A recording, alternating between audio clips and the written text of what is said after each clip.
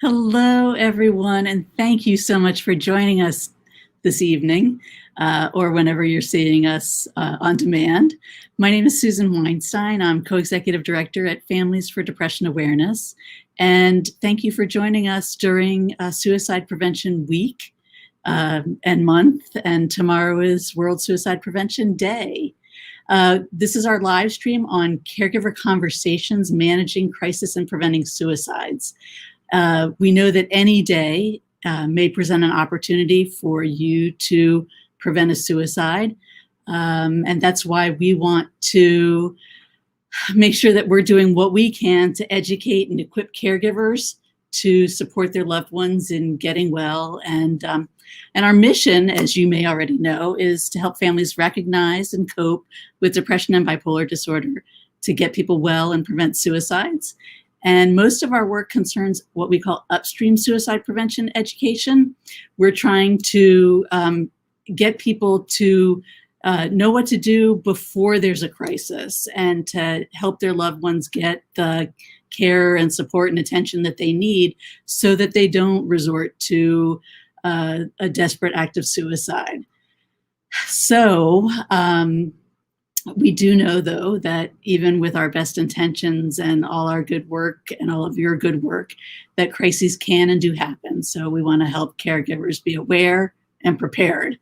I'm very grateful to be joined by three panelists who are going to offer their perspectives on suicide prevention and a family's role in managing crisis. So let me go ahead and introduce them to you as they join me. Wahida Saif is a licensed mental health counselor who's worked with adolescents and adults for more than a decade, and she provides therapy to survivors of abuse, sexual assault, and domestic violence. She's the program coordinator at Riverside Trauma Center, where she's worked since 2008, providing consultation after traumatic events and conducting trainings on a range of issues regarding trauma and suicide.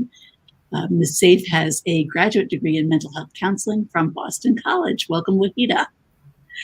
Fonda Bryant is a proud mom and passionate mental health and suicide prevention advocate whose personal experience drives her to help others. During a serious episode of depression, Fonda survived a suicide attempt. With the support of her son and her aunt, she got the help she needed and found new meaning in life. She became a certified instructor in Question, Persuade, and Refer, which is known as QPR, a suicide prevention training, and mental health first aid. Now, Fonda provides free trainings to give people the tools they need to save lives. Fonda, thanks so much for being here. Thank you for having me. And Donald Dehaney is an author, writer, actor, director, and producer who's written about his personal experience with sexual abuse and depression for the Good Men Project. As a suicide loss survivor, Donald knows that suicide affects everyone involved. He shares his story to inspire others to get the help they need and deserve. Donald, thank you so much for being here. Last year, this year, I can't even remember because, the pandemic blur, but Families for Depression Awareness, we worked on and published a brochure about suicide prevention that is from a caregiver's perspective. We have some personal stories in here, but we have a lot of education and actionable advice for people, which is basically what we do for topics in mood disorders and suicide prevention. So we have these, and we would be very happy to give them to you, our viewers, sometime during the program, probably about halfway through. And then again, at the end, I'm going to give you a code word. And then when you fill out the survey, fill in the code word, and we will happily send you this brochure for no charge. And finally, we do have several questions that we've prepared for our panelists, but we also welcome you to put in your questions into the comments, and we will get to those as we can. So again, thank you all for being here. Thank you to the panelists, and let's dive in. Let's start with Wahida. Caregivers who've never experienced depression themselves, they often have a hard time understanding how their loved one could consider taking their own life. Can you talk about why someone may have suicidal thoughts or even attempt suicide? Sure. Thank you. First of all, thank you so much for having me, and I'm so excited to be here with Fonda and Donald. Um, so I often think about suicidal. We call it suicidal ideation or thinking about suicide, and I often think of it in sort of two categories. One is sort of situational. So this is where something happened and you have sort of a sudden mood change, and and then a person thinks about suicide. And I can give you an example of that. That is, you know, someone has um, for example, with a teenager, they didn't get into the college of their top college of choice, and that suddenly caused them to have a sudden mood change, and now they're contemplating suicide.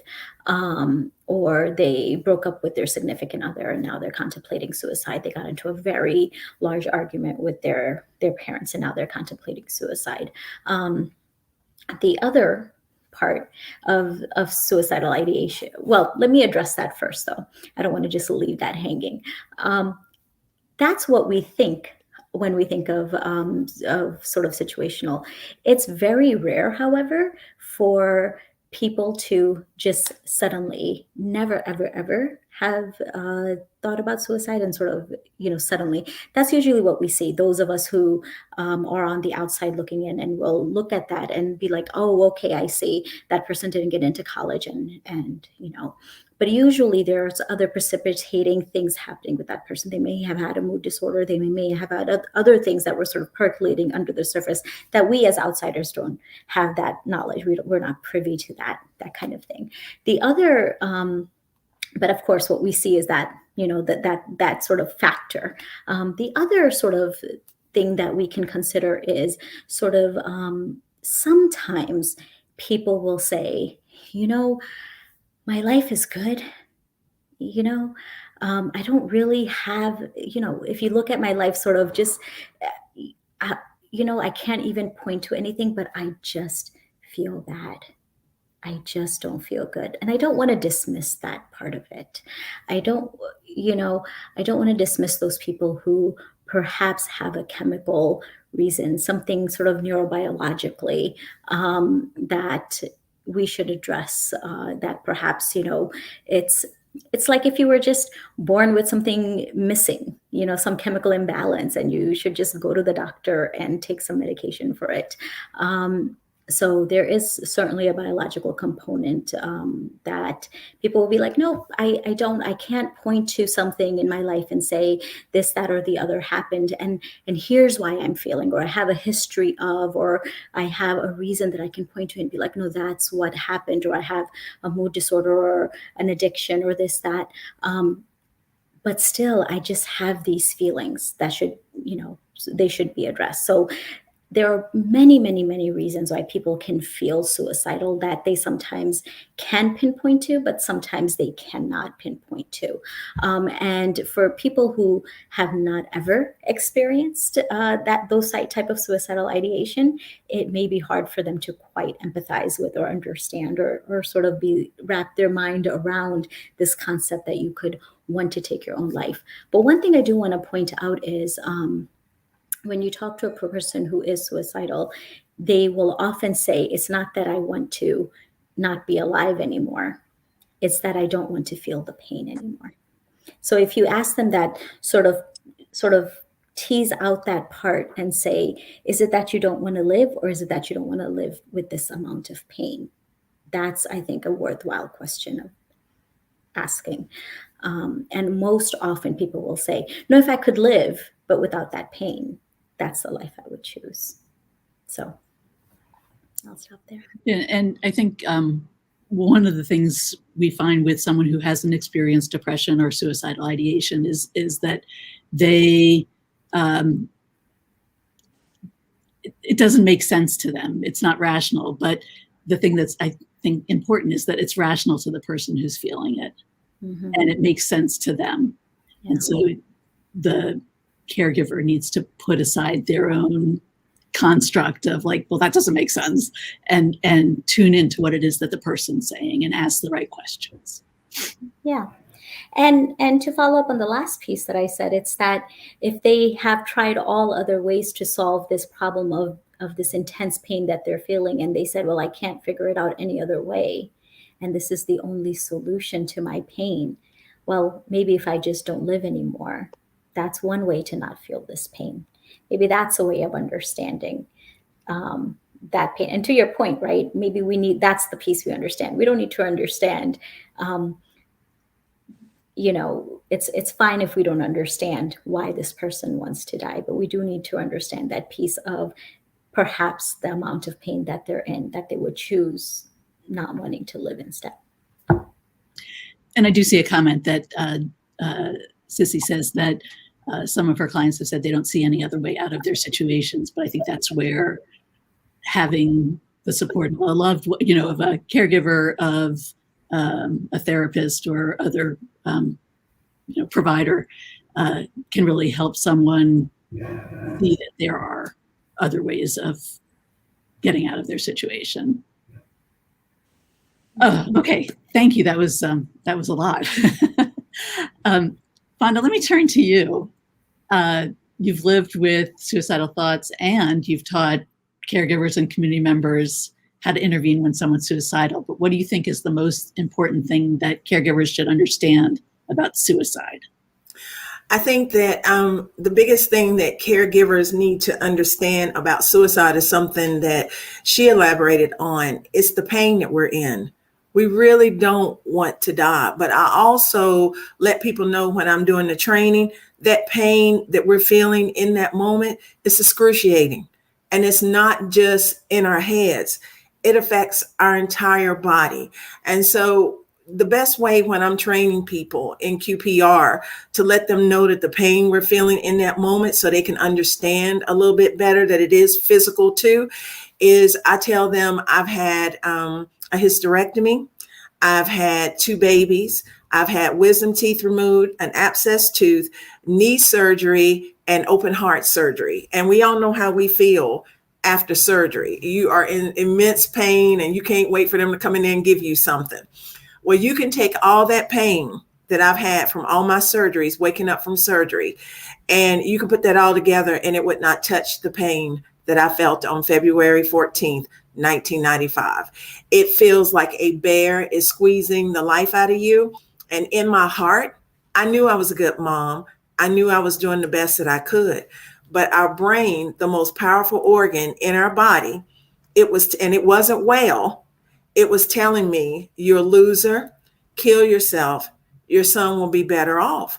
But if someone can come around and give us hope and let us know that with help and putting in the work and the fact that we can get better, because see, in that minute, we feel like that we're never going to get better. And if we're not going to get better and can't get rid of that pain, we don't want to go on. But if someone can let us know that they care, that they're willing to help us, they can help us to get to help.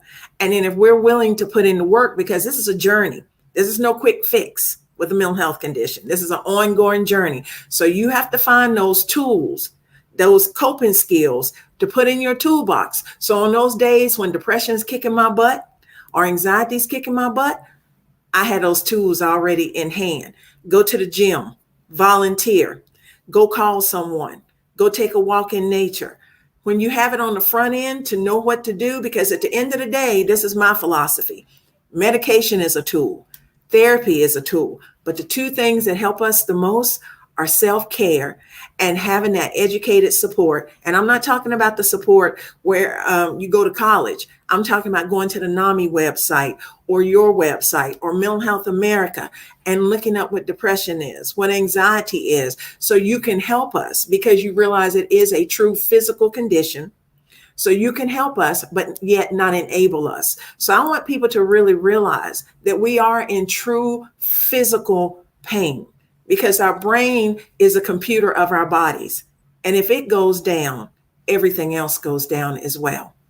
And it definitely spirals. I completely understand that. Did anyone else have anything they want to chime in on that? we'll get around to it. All right, Donna, let's bring you into the conversation, if we may. You've lived with depression. You lost your best friend to suicide. What life lessons have those experiences taught you that you think families should know? First of all, I'm humbled by the expertise on the panel. I represent a more raw kind of experience to this. My friend who took her life, we had a lot in common. We were so alike, and one of the things that we were like is that it was very hard to say no to things. So it taught me so much. It taught me that if you aren't present and aware of how you really feel, if you're not authentic, then that's part of the problem. So for me, what I realized was people didn't know I was depressed because I'm one of those extrovert. I'm an introverted extrovert. So I present the extroversion, which is a very good cover. So it's always a shock if someone finds out I'm depressed. And so I'm much more honest about it. So what's interesting is there was a period of probably 10 years where I never cried. And in the last 5 years, people say, oh, are you going to cry again? It's become a thing. Are you going to cry again? Are you going to cry again? And I take this as a badge of honor now because I've lived a lot of my life in my mind. And I agree with what you said, Fonda. It is I am physically healthy. My problem is up here, totally the brain waves. And when I grew up, I was abused for years and years and years. And I'm 60. So when this was happening to me, there was no one to talk to. So what my message to everyone is, you are not alone. There is someone who's always there experiencing whatever you're experiencing and other versions of it. And for me, what saved my life was different things at different times. One time it was God, my belief in a God. Another time it was my mother. Another time it was a pet. And also the number one thing I would say is therapy. And I'll meet someone who says, well, I didn't have a good therapist. I didn't either. And then I found someone who was good. There is help for you. And I want people to know they're not alone, that there is someone to listen to them. That's great. I mean, I think having hope is a powerful, powerful thing. And you can get that from, that helps you not feel alone too. Mm-hmm. I'm going to circle back a little bit to, you had talked earlier about, teens who have an adverse event and then they think of suicide. But what we hear from a lot of families is that they really never saw a sign. We have found in our experience that once they talk to other people, more information becomes more apparent, but they only had like one tiny piece of the puzzle that didn't really connect to anything. Yeah. But what kinds of things should a caregiver or a family member look for? What might they notice if a loved one's suicidal? And I mean, as Donna was saying, people can seem to function pretty normally. Yeah. So what are things that people should look for? Yeah. So with teens, it's a little bit harder, right? Everything's harder with teens because you say, you have to watch for them sleeping too much or not sleeping, enough. And it's like, well, and then I have a teen. So it's like, that's what teens do, right? Or eating too much or not eating enough. And it's like, what? Now every parent is freaked out. But what you have to watch for is a change in behavior pattern with the teenager. So if you had a teen who was a night owl and now you find that they're coming home from school and they want to go to sleep at 6 o'clock, that's a pattern change, right? That's a behavior change that you want to pay attention to. If they used to sort of, have a really healthy appetite and eat everything in sight, and now they suddenly don't want to eat anything or lost a lot of weight, that's something you want to pay attention to. The problem also with teens and suicide is the impulsivity is a little bit higher in teens. So when they think about suicide, the time between them thinking about suicide and acting on it is much shorter than with adults. And the reason for that is they have less life experience, right? So with um, adults, what happens is they will experience an adverse effect, life experience. They will go through a breakup, for example, with a significant other, and they will say, I'll probably get over this because the last time my heart broke, I survived, right? I was okay. When a adolescent goes through that, it feels like the end of the world, right? They don't have that life experience. So that's the thing with teenagers, is the impulsivity factor. Now, what kind of signs do you want to watch out for? You want to, again, you want to notice behavior pattern changes. You want to notice things like, has there really, it's any either end of the spectrum. So if they seem very suddenly sad, or so here's the thing, if they say suddenly happy, right? If they seem suddenly happy, you might be like, that person seemed really depressed, but now they're really happy, so they must be okay, right? But the problem is that might be an indicator that they have made that decision to take their life, and suddenly that weight is lifted off their shoulders, and they're like, okay, well, I'm going to take my life, so now I don't have to. Now I don't feel that burden anymore. Life doesn't seem that bad anymore. So that behavior pattern change.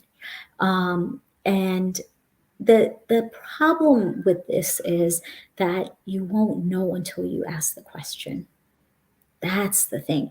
You can keep wondering.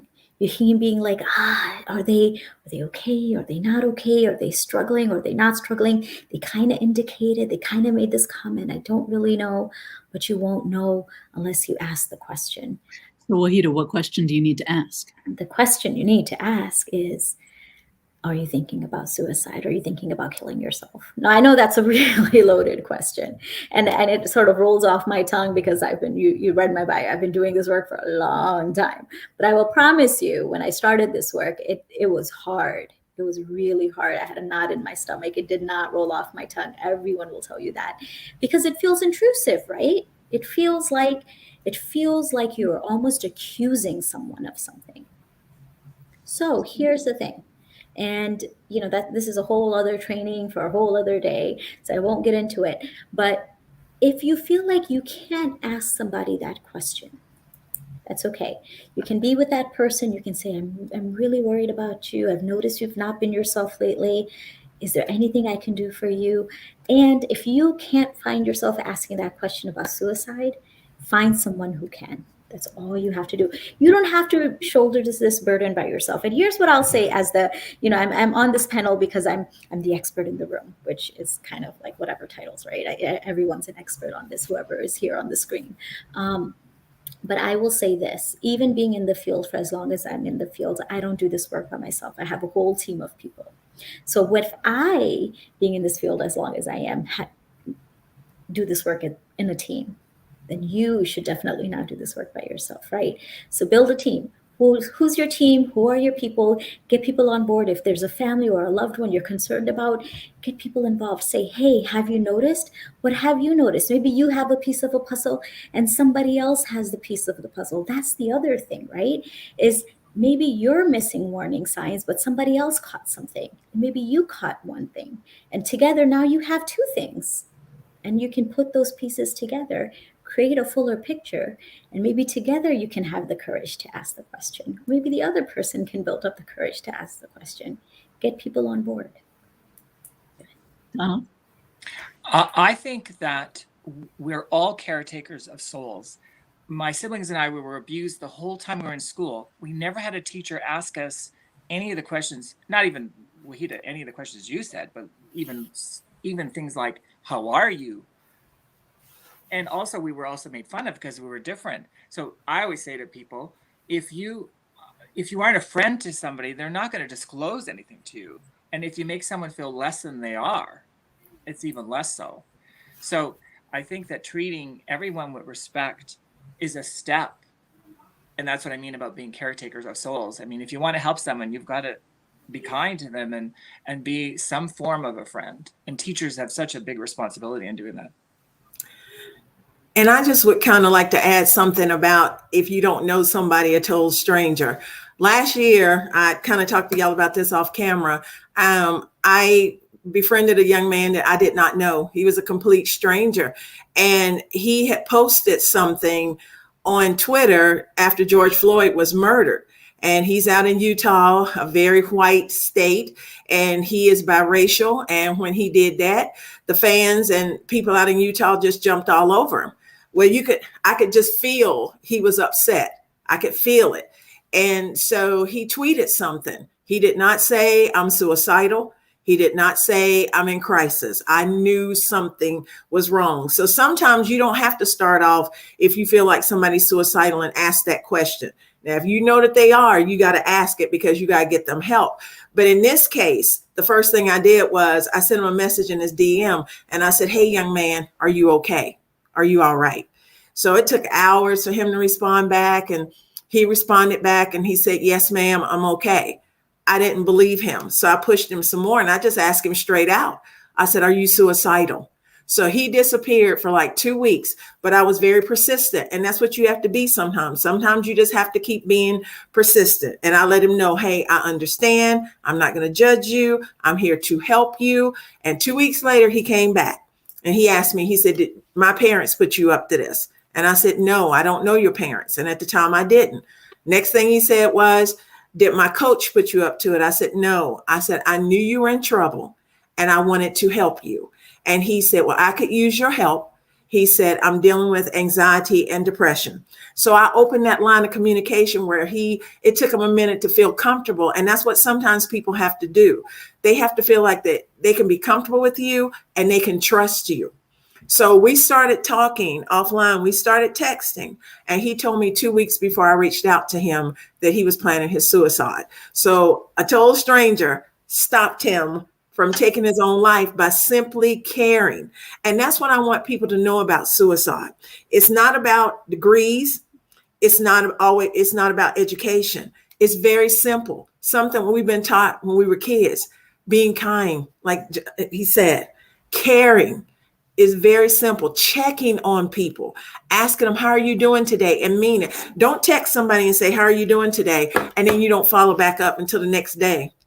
Check on people. Caring can save a life. So I just want people to really know that suicide is the most preventable death of all deaths if we would simply care and get educated on the warning signs.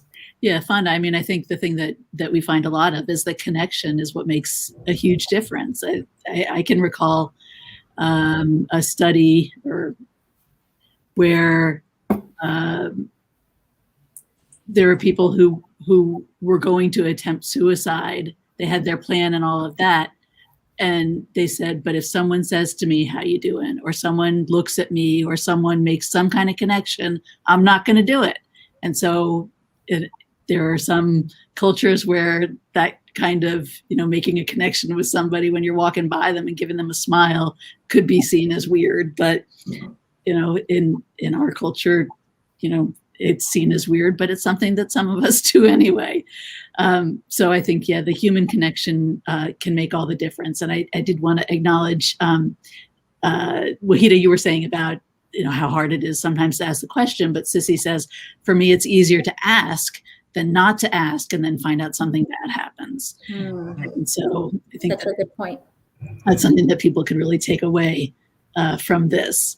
I just wanted to, if I may, just highlight something that Fonda said, that, Fonda made this comment of like, it doesn't take degrees. And that's such an important part of this. I don't know who's joining in the call, but I say this all the time, that as a therapist, and especially as a therapist who, specializes in suicide prevention, I am often the last person somebody sees who is suicidal. I am the last person in the line of people that they see. So that's really important to keep in mind, that if you are, and I hate to use this term, but a not expert in suicide prevention, or a gatekeeper is what we call them.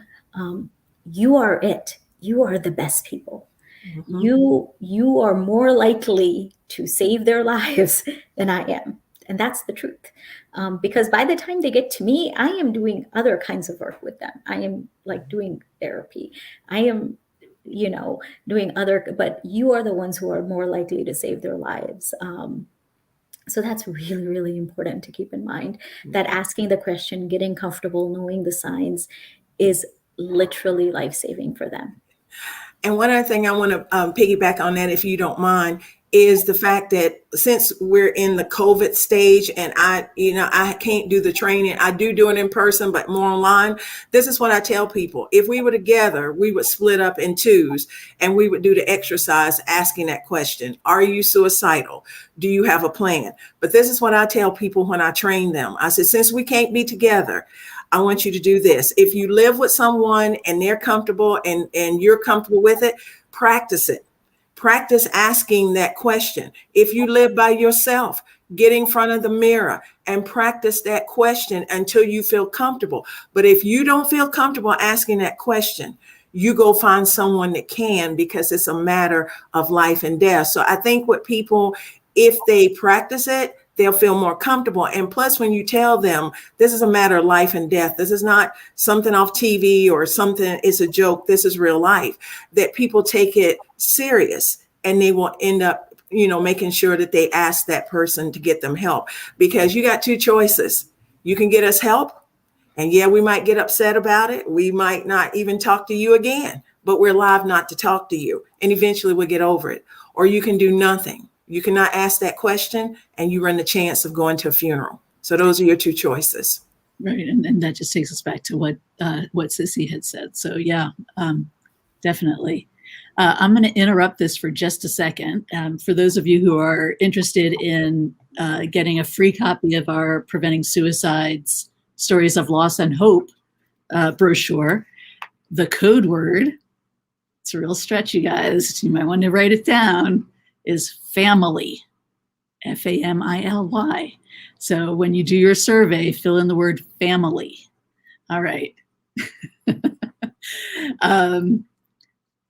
The survey link is in the chat. It's in, you'll see it underneath, and we'll share it with you later. Okay, now back to our program. People may not be familiar with what crisis is, and the way we look at crisis is it's when a stressful event happens and a person's usual coping mechanisms don't work, so that they are not able to function. Crisis is a very subjective and personal thing. From the outside, you might say, just to pick up on Wahida's example again, like, okay, you didn't get into that college. There are other colleges. It's not going to affect your whole life. Like there's more, but to them, it's a crisis. And so you need to be sensitive to that. It's not necessarily a rational thing. It's not objectively crisis, but to them, it's a crisis. So just need to be mindful that it's not what you, the caregiver, see, it's what they're feeling. So in moments of crisis, caregivers can feel really panicked or nervous or scared. What are ways that they can manage those feelings and provide the support that their loved one needs? Anybody feel like jumping in on that one? I can say this: know your resources. Know your resources. When I'm training, there's a QPR card that you can put resources on. So for everyone, I always say, if you know the resources, you won't panic. If you know we have a crisis mobile unit, if you know we have CIT officers, crisis intervention team officers. So I always tell people, go to the NAMI website, go to a website where you can pull off the resources in your area and know your resources, because you might have only a few minutes to get someone help. And if you don't know your resources, that's going to make you panic. So if you get to know those resources on the front end, it'll cut down on the panicking on the back end. Yeah, I think that's good. And I think also to again, to realize that you do have a role that's really important, and it's not going to, your loved one isn't going to get to Wahida without your help. So, and they need to be alive to get there. So I think that, doing the practicing and knowing your resources. And one of the things that you mentioned was that in many states and in many metropolitan areas, there are mobile crisis units or mobile psychiatric emergency units or anyway, there are services that can be dispatched to your loved one's location, wherever it is that they are. That's the kind of thing that you want to look up ahead of time. You want to know what the phone number is. You want to know what they need. People say, you can call 911. You can call 911. But if you have access to psychiatric emergency services that will come, then you're not bringing in the police. And it has a good chance of being de-escalated sooner, and your loved one being put in touch with resources that will be helpful. So I just say, look up, sometime when you're at your computer, look up mobile crisis near me or psychiatric emergencies and see what pops up. In Massachusetts, where we are, there's a whole network throughout the state. There is a website that has some listed, but I can tell you that it's not complete. So I would rather that you just Google or call your local police station or call your local hospital and say, what kinds of services are there that can come to our house? So that's just jumping in on that. Other things that caregivers can manage those feelings to provide support during a crisis. Wahida, you got anything? I just want to acknowledge just for a moment that, especially if this is the first time that you're hearing this, it could be a lot. It could be heavy. It could be, especially if you are a parent and you are realizing that your child is thinking about taking their life. I mean, that's horrifying news, right? So I just want to say, take a moment, right? Take it seriously. The last thing you want to do is be dismissive. So don't do that. But take a moment, take a deep breath, right? It's really important. We teach a lot of this to clinicians, because believe it or not, clinicians mess up too. We're all human. But take a moment to manage your own reactions. Take a few deep breaths. It's okay if you say things like, wow, let me sit down for a moment, right? It's heavy news. It's okay if you take a moment to process that. And it's okay if you sit with that for a little bit. Now, if they're imminently suicidal, don't leave them alone. That's really, really critical and important, right? Whatever help is arriving, whatever resources you're calling, it's really important to not leave them alone. That's critical. There's some really powerful stories of friends and families that we have heard over the years of people just literally sitting on bedroom floors next to loved ones, keeping them alive overnight, things like that, right? So you will have a big reaction. It's really important that when I say wrong reaction, I mean, don't be dismissive. Don't say things like, no, you're not. Things like that, right? It's okay to take a few deep breaths. It's okay to take a few moments to I always think to myself, you get five seconds. You get 5 seconds to take a breath, and then you'll deal with it, right? So you do what you have to do. You mentioned police, so I just want to put in there. There's been a lot of conversation over these last few years around police and police reactions and that. So I'm not saying don't call 911, but being thoughtful around calling 911 and police interactions around, especially people of color and mentally disabled folks and police interactions. I just feel compelled to sort of put that in there. so again, knowing your resources is not a bad idea. And when possible, calling other resources and not, or when you are on the phone calling 911, letting them know that it is a suicidal crisis and a mental health crisis and not, that kind of thing can be very important. So putting that in there. Thank you. That's I appreciate that.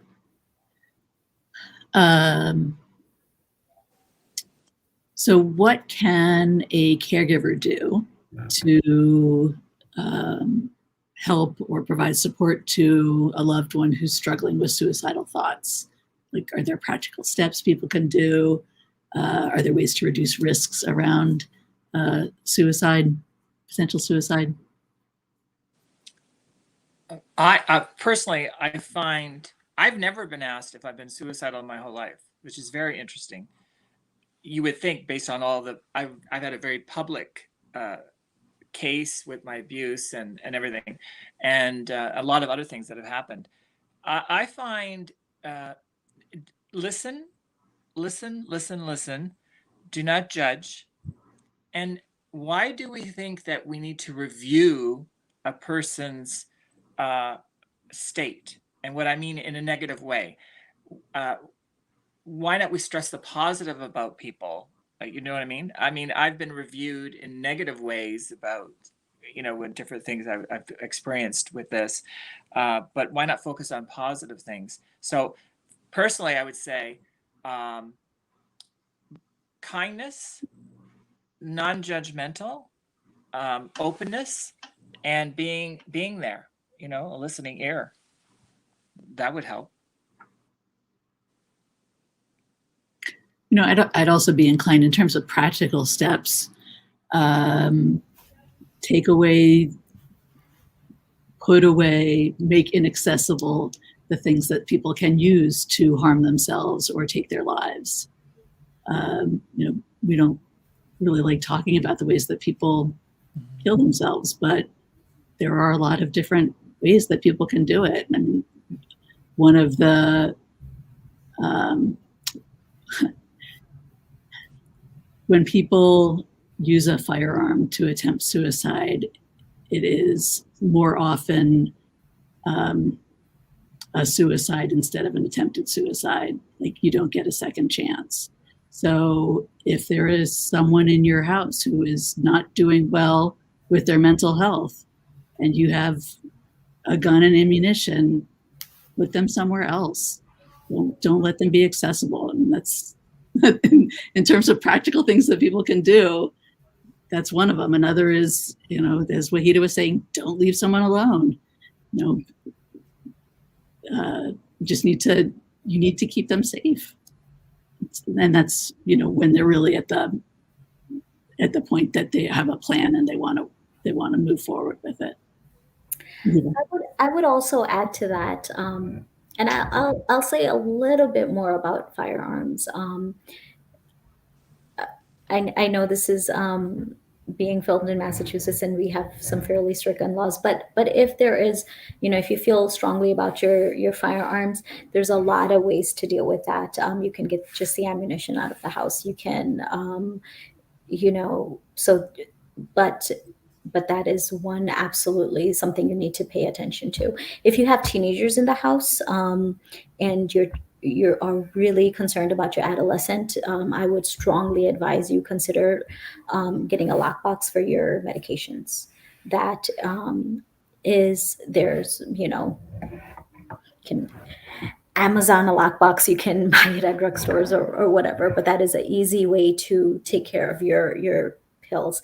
There's other things that you can't, other means that you can't easily control, but these two are much more easier to sort of manage. So I would strongly think about that.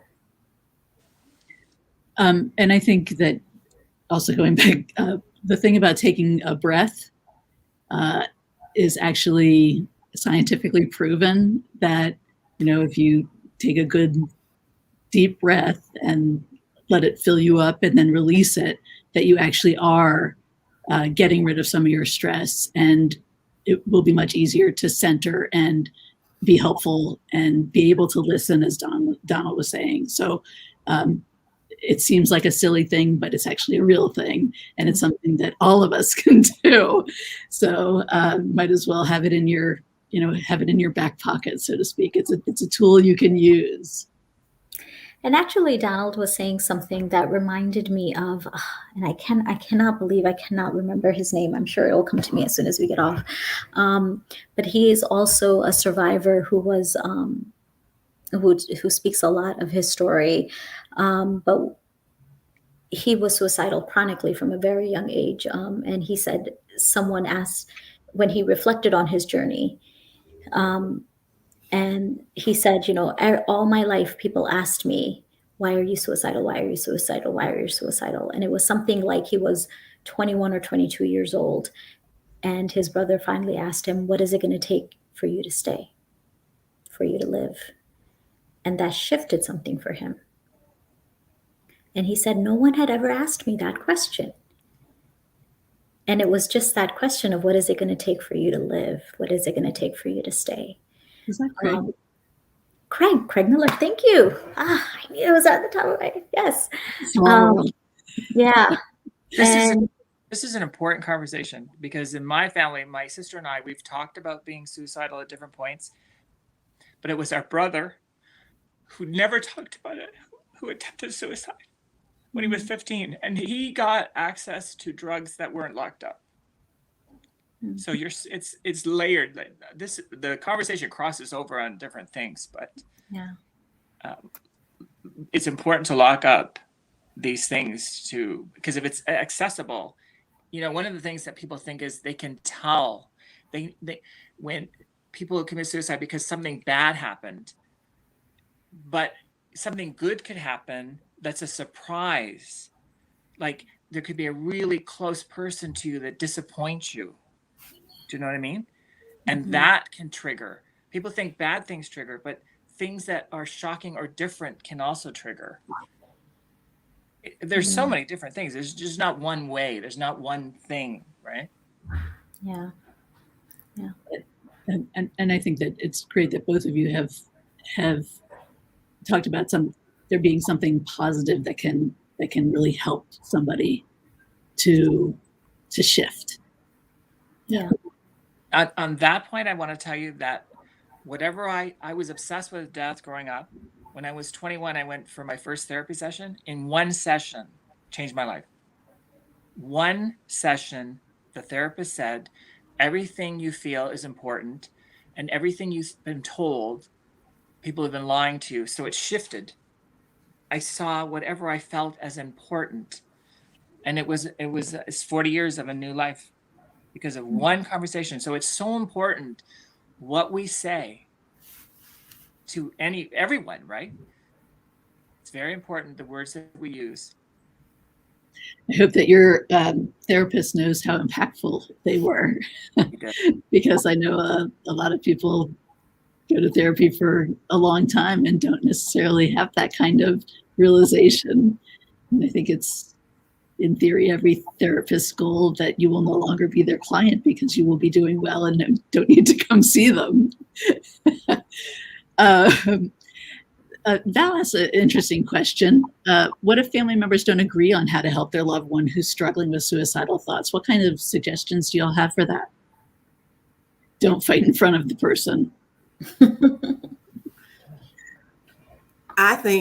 For me, I just think it's something that you should talk to the person about. Now, in my case, I didn't have that opportunity because my Aunt Kelly leaped into action like a superhero to save my life. But if you have that time, you need to talk to that person because it's their life. Like I always tell people, with me, I deal with depression and anxiety. My family is there to help and support, but it's up to me to put in the work because it's in my body. So at the end of the day, if family members can't agree, again, they still need to go to that person and talk to that person. And something we haven't brought up, and I'm not sure if we were going to, is that you have to take into account culture, because that's where a lot of times families disagree. In people of color and in the Black culture, we have always been taught, pray about it, Don't claim it. Give it to God. It's a sign of weakness. 26 years ago, when I almost died by suicide, my mom's remarried and lives in Savannah. If I had had a heart attack or stroke, she'd been on the first thing smoking to North Carolina. But because it was a suicide attempt, because it was mental health, she didn't come. So again, when you're dealing with families and especially people of color, you have to take into account how we grew up. Because again, the way that my culture has been, Hispanic, Native American, Islanders, Samoans, we always pretty much been raised the same when it comes to mental health. So therefore, you're going to have people in your family who understand, who are educated on mental health and realize it's a physical condition. But then you're going to have those people who are going to say, well, if they just pray, if they just go to church, if they just a little bit stronger, they'll be okay. So that's where a big divide comes into too, is culture. And that is something that has to be addressed, because the way my culture thinks about mental health and suicide is killing us. It almost killed me 26 years ago, and it's still killing us now, because the church has such a strong hold on culture too, where they just like, well, just pray, just give it to God. If you have a mental health disorder that has a psychosis, it's a demon. If you had depression and anxiety, you're just lazy and crazy. So that's a big part of also when families get together to try to help someone, because half of them don't want to believe it anyway. They just think we can just be stronger and we'll be okay. So to me, that's a big piece of the puzzle too. So Fonda, is it okay to just leave those people out of it? Well, it just depends, because like I said, with my mom and, my mom is totally different than my Aunt Kelly. And if you realize something with my story, I didn't go to my mother for help. When I was suicidal, I went to the person who Donald talked about, who I believe in it too. And when I do QPR training, who's not judgmental. So you have the separation sometimes with family that, you can try to leave them out, but they still going to interject how they feel. So it's a very hard thing sometimes to balance, family when you're dealing with a mental health condition. I say, Fonda, amen, Fonda. Because my experience, very strict religion. When I told my minister I was suicidal when I was 17, he said, you can't be suicidal, because that is a double murder, because you're murdering a soul that you don't have. So that, I agree, that is such a big thing. When you throw faith and God's making you, it doesn't approve of a feeling. It's so layered. I so agree with you, Fonda. Thank you. And in defense of some religious congregations and institutions, there are many that are talking about mental health. And there are lots of ways to bring mental health into the discussions there. So, if they're talking about family life and they're concerned about things like that, there are ways that you can bring up the mental health conversation. Well, you're so right, Susan, but because earlier I told you that one of the things that saved me at one point was God. So God is a great help. Some of his people who follow him have been a disappointment, I would say.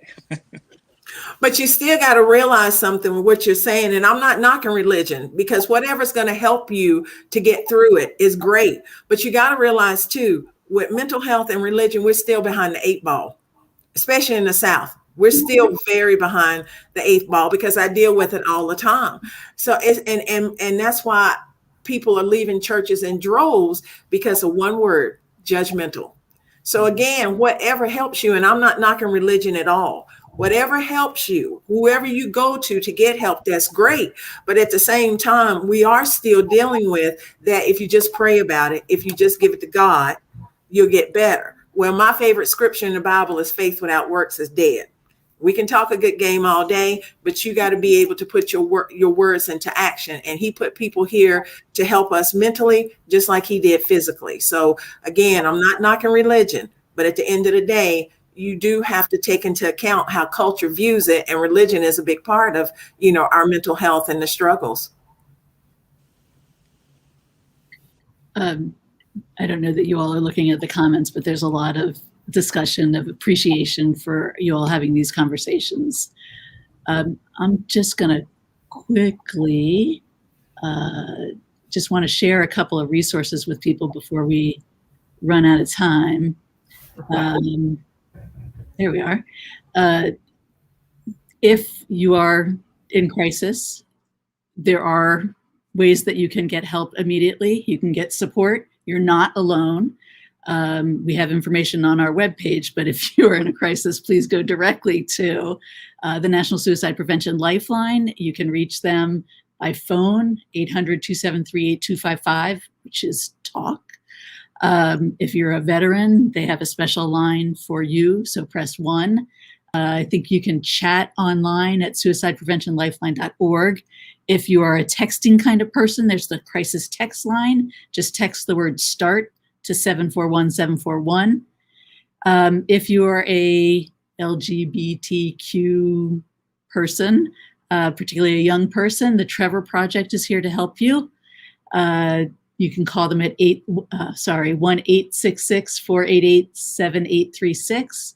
You can reach them by text at 678-678. Just text the word START. And you can also reach them through their website at thetrevorproject.org. And if you are a trans person, there is support specifically for you at the Trans Lifeline. You can call 1-866-565-8860 and find more information at translifeline.org. 211 can provide you with information about local resources and provide emotional support. That's anywhere you are. You can dial 211 or 211.org. The other thing that you may want to know are that, sorry, I'm a little spazzy at this, excuse the word, Chrome tab, prevention. You can learn to prevent suicides. As Fonda has mentioned, there's the QPR training, which is question, persuade, and refer. We can give you information about how you can find a free training for QPR. There's also the assist training, and you can find more at the Suicide Prevention Resource Center at sprc.org. All right, stop screen sharing. As we come down to the end, I'll remind people our special word is family, so that you can get your free brochure.